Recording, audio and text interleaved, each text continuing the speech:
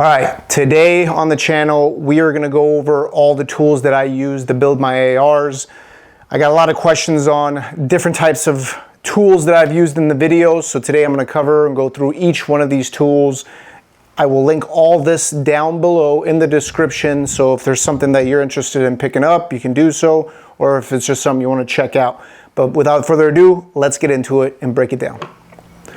So recently on the channel, I did a SBR build, as well as a while back I did a just regular AR build, and I got a lot of questions and comments on the tools that I used, asking me what it is, what it does, where to get it. So today I'm gonna break it all down to you guys. If you have not watched those videos, I will link them at the end screen, as well as in the description below. So if you're interested, you can check them out.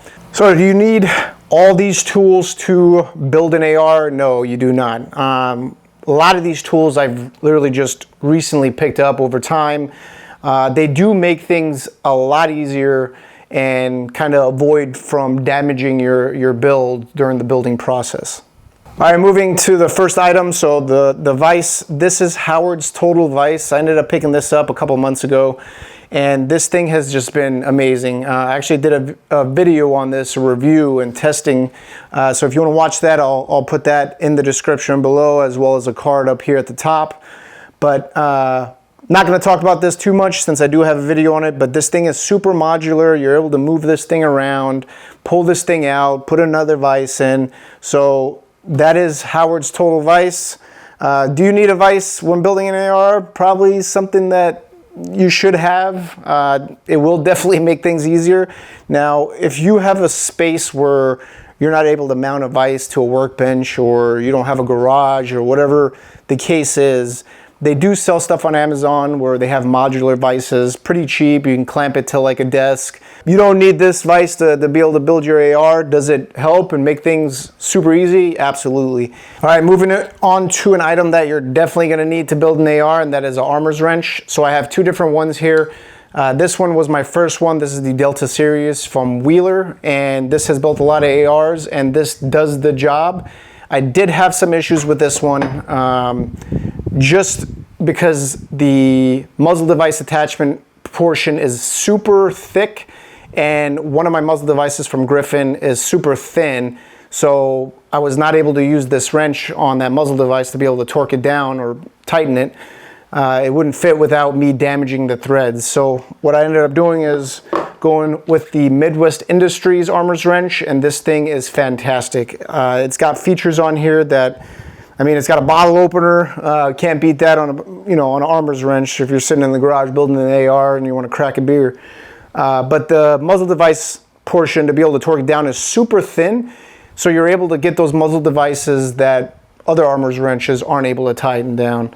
But it's got your basic stuff. It's got points to be able to put your torque wrench on both sides. It's got the castle nuts, it's got the barrel nut attachment, it has everything on there, and I highly recommend this wrench. I wish I would have got this a lot sooner, but this is the Midwest Industries one, and like I said, I will link all this stuff down below. Moving on to a torque wrench. So to be able to get the proper torque setting, you will need a torque wrench. This one is a cheaper one. This is the one from Wheeler, same thing. I think this and the wrench came in a kit, but it can't really adjust it, and what you're looking at is when you're torquing it down, this is going to move on you, and you kind of have to gauge and look at it when you reach that right torque setting. So not super convenient. I want something that is just going to give me instant feedback, and that's why I have just an adjustable torque wrench here. I can just adjust my torque setting, and then as soon as I torque down whatever I'm torquing, it snaps and I know it's good to go. So, but those are the two torque wrenches that I use, and I will link them down below as well. And while we're on the topic of torque wrenches, on the screen I'm going to show you a good website to utilize where if your torque wrench is a little further away than your castle nut or whatever you're tightening down, you can put some of that data in that website, and it will calculate the actual torque setting that you need to put into your torque wrench to be able to get an accurate torque on the castle nut, the barrel nut, or whatever you're torquing down. So super awesome website. My dad actually reached out to me and gave me that information because I did make a mistake on one of my videos where I was a little far away from the castle nut using the torque wrench, and it would change that torque quite a bit actually. So I ended up going back and correcting that. But I will link the website in the description below. So if you're using a wrench, for example, this Wheeler wrench where the torque slot is back over here and the castle nut portion is on the other end, there's about 9 to 10 inch length of gap, and that will change your torque setting a little bit. So I will put that website in the description so you're able to plug in information. You just got to measure out the distance between your torque wrench and your armor's wrench for the castle nut or the barrel nut to be able to tighten that down. But just wanted to share that with you guys. All right, moving on to the upper receiver rod. So this is the Midwest Industries upper receiver rod. It is pretty pricey. It's coming in at around $120, and not everybody's going to want to spend $120 to be able to put your upper receiver for the couple of gun builds that you're doing. But this thing is made in the USA, super solid construction, and I absolutely love this thing. But also, if you're on a budget and you still want to build an AR, you can use this. This is the Magpul Bev block. This literally does the same thing as the upper receiver rod. And what you have to do is you use your bolt carrier and you slide this in, push your bolt carrier onto the back of this. It locks in right here on the back part, and it will hold this in place into your vise, so you're able to do your barrel nut or your muzzle device or whatever you're planning on torquing. So budget option and a little pricier option. Moving on, we got the hammers. So I have two hammers. I have a brass hammer, and then I have more of a rubber cushion hammer. And typically when I'm using punches or I'm banging on a punch, I'll use the brass hammer just to get a little bit more force. And then when I'm doing anything that's near the lower receiver or upper receiver, if I'm hammering in, say, just trying to get over that wall of the trigger pin, I'll use this rubbered hammer so I'm not marring up the lower receiver. But two hammers for you. The Grace one is awesome, made in the USA. And the Grace one is the 8-ounce version. So again, I'll link all this stuff down in the description so you can check it out. Next up, we have the upper block, and I forgot who made this. I think this version is a Wheeler version. I'll go ahead and link a similar one in the description. This came in a kit with the Wheeler Delta series, I believe. Typically, the only time I use this is to lap my upper receiver with the Brownells Lapping Tool, which we'll go over here in just a second. I did accidentally use this one time to clamp down my barrel nut, and that was probably the wrong move because the only thing holding your upper receiver is going to be where your detent holes are, and you're putting a lot of stress on those detent holes on your upper receiver, and you could potentially snap that off. So, but do not use this to torque down your barrel nut. Use some sort of upper receiver rod or the Magpul Bev block. And then we have the lapping tool, probably the one question I got asked the most in those videos. And what this does is, and I'm not sure if it helps, to be honest with you. I haven't, done a testing where I lap a receiver and I don't, and shoot one group, and then once it's lapped, shoot another group. So I couldn't tell you, to be honest with you. Now, I did get sub-MOA results with the first build that we did, and I don't know if it was the Griffin Armament barrel or if it was lapping in combination with the barrel. But we did have our AR shoot at, sub-MOA at 100 yards, which is super, super fantastic. But the lapping tool, it's not going to hurt your upper receiver. It's not going to hurt your firearm. If anything, it's going it has a potential to help it. And all it does is you're literally just getting rid of that, some of the manufacturing defects on that upper receiver that could potentially exist. And all you're doing is just kind of evening out that surface to be able to mate your barrel and have a precise fit with your upper and your barrel.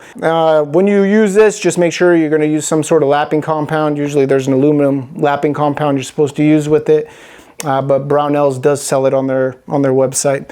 If it doesn't hurt, I figured why not try it and give it a shot. But ever since that sub MOA build that we did, where this was the first time I actually utilized that, it's kind of one of those mental things that now I have to lap every single upper receiver that I get. Next up, we have the real Avid detent tool, and this is pretty cool.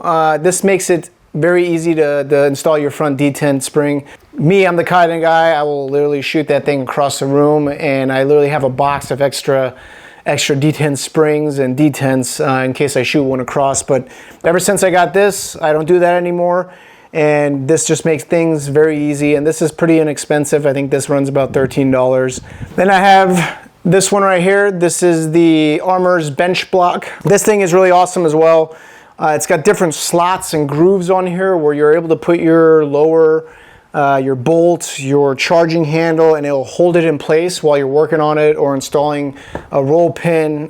This thing is actually pretty convenient. I do keep the instruction manual because just looking at it, my brain just, I can't tell which is which, so a lot of times I'll actually take out the instructions and kind of see, I'm like, okay, the front receiver goes here. But they do have markings on there where stuff goes. Some of it's kind of pretty obvious. This thing right here, I mean, it makes things very easy to put together. For example, my trigger guard pin, when I'm installing that, I use this. When I'm installing my bolt catch release roll pin on there, it just makes things very convenient. And you probably see some footage on screen here of me using this thing. But there's other options you can use. You can take apart your bolt on here. So this thing is magnetized on the back portion or underneath. If you drop something through one of these holes or you're losing a pin, it will catch on these magnets all the way around. And I've literally looked all around for a pin that went through and turned it around. It was actually stuck on here, so wasted about 10 minutes looking around for my pin when it was stuck back here the entire time. Also convenient, which I realized actually very recently, they do have a pin storage on the back, so you're able to put all your roll pins on here, keep them nice in the place so you're not losing them. But what I use is a magnetic tray to kind of hold everything. That way I'm not losing anything. Next, we have the real Avid Smart Bench Block. This is typically more towards pistols and barrels. It does have a spot on the back to be able to do a 1911. But typically what I use this for is to do my gas blocks, to be able to put that roll pin for in between the gas tube and the gas block. And it does the job, but I actually purchased something else pretty recently to kind of help me with that, because I was having an issue with my gas block just sliding all over the place as I was getting those pins in. Very convenient. It does help, and it's relatively inexpensive. And so we ended up getting, what I ended up purchasing recently is this gas block holder, and this is from On Mission Arms. And what this does is it's going to hold your gas block right into place, so that way you know, your gas block's not sliding around everywhere as you're trying to get that roll pin in. Haven't used this yet, but we will be using this on the next build. So we do have another build coming up on the channel here in the near future. So make sure you guys subscribe so you don't miss that build. But excited to test this out. And again, this is from On the Missions. I will link these guys down below as well. But we'll test it and see if it actually is any good or not. And then do simple stuff like install your detent springs or just work on your lower receiver.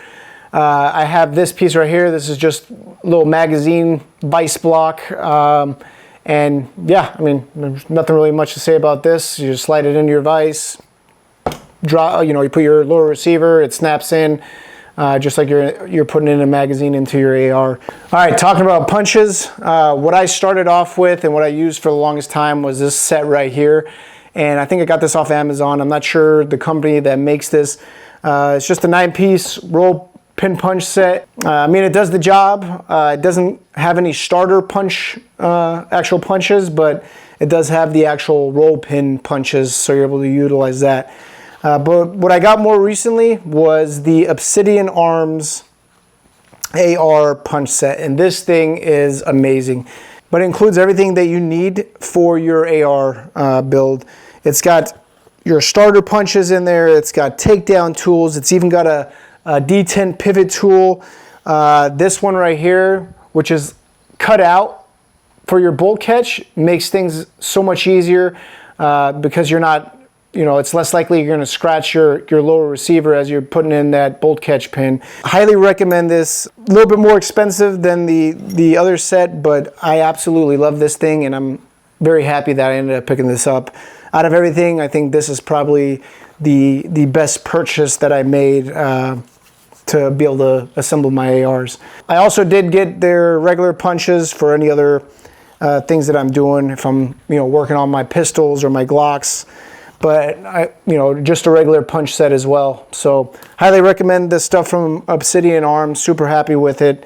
Next up is going to be my staking punch, and I can't remember who makes this. Mayhew. So Mayhew, this is just to be able to stake my castle nut, which I have not done on video. Usually I have a very bad experience staking castle nuts, and the reason why is because I will damage the hell out of my receiver. So I typically avoid staking my stuff down. I have done it in the past, but typically I haven't had any issues with my castle nut coming loose. And then another set that I tested out a while back is this right here. This is a roll pin punch. This similar to the Obsidian Arms one, less stuff in it, but it does have the starter punches as well as your bolt release punch that you can use, so you're less likely to scratch or mar your lower receivers. So, and then we have the torque wrench. So this is for inch pounds. So this is going to be for stuff like your set screws for your gas block, mounting scopes, leveling scopes, or anything that is going to be in inch pounds instead of foot pounds. This is the fat wrench from Wheeler. I am looking to upgrade this in the near future. One thing I do want to bring up with these that a lot of people probably don't know is when you're adjusting your setting, you want to make sure you go back down to 0, because it will mess this thing up or throw off your actual torque setting. So if you're using this thing, make sure you go back to 0 to kind of take that pressure off, because there's constant pressure on here on the inside mechanism. So always take that pressure off and go back down to 0 so you're not messing up your torque wrench. Build process. So what I typically do, I start with the lower receiver first. As you can tell from some of the videos, if you watched them, I'll complete the whole lower, and then I'll transition to the upper, and then I'll transition to just putting all the attachments on there. But that's pretty much the build process. I don't really have a certain way I do things. Sometimes I'll do it this way, sometimes I'll do it that way, but that sums up all the tools. If you guys got any questions, or there's something that I may have missed that you've seen in one of my videos, hit that comment section, let me know. I'll get you the link if you need it. But appreciate all you guys watching. If you have not subscribed, go down, hit that subscribe button. It really helps out the channel. Stay safe out there, shoot straight, and I'll see you guys in the next one.